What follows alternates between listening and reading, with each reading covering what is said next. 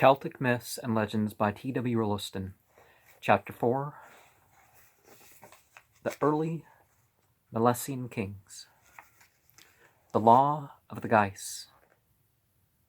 The tale of Connery introduces us for the first time to the law, or institution of the Geis, which plays henceforward a very important part in Irish legend, the violation or observance of a Geis being frequently the turning point in a tragic narrative.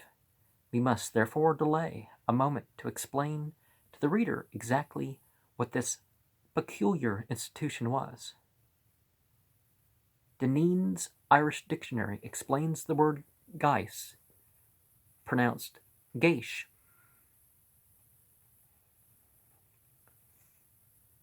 plural, geisha. Yeah, wouldn't have guessed. Well, that's easy enough to. It would have been one of the guesses, perhaps. As meaning a bond, a spell, a prohibition, a taboo, a magical injunction, a violation of which led to misfortune and death. And the meaning quoted will be found in the dictionary under the alternative form Geas. No, Geas. What, do you have to memorize vocabulary to just be able to pronounce things? Every Irish chieftain, or personage of note, had a certain geis, particular to himself,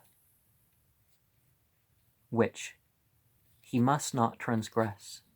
These geis had these geisha had sometimes reference to a code of chivalry. Thus, Dermot of the Levespot, when appealed to by Grania to take her away from Finn, is under geis, not to refuse protection to a woman, or they may be merely superstitious or fantastic.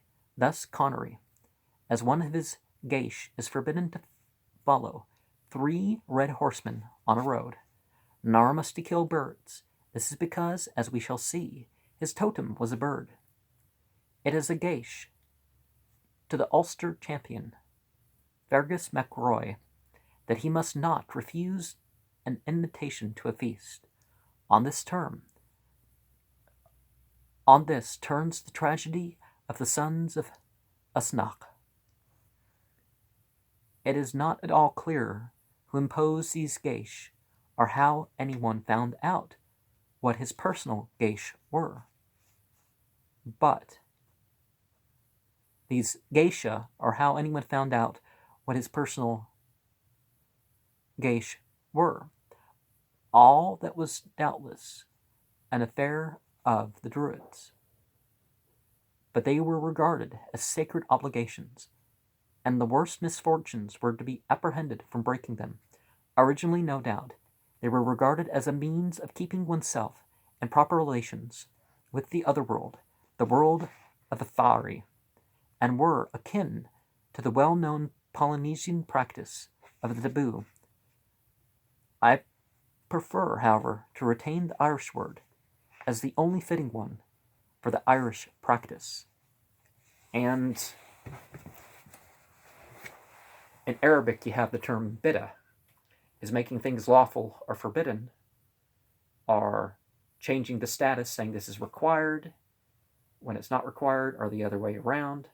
And certainly the influence of the jinn can lead people down that direction.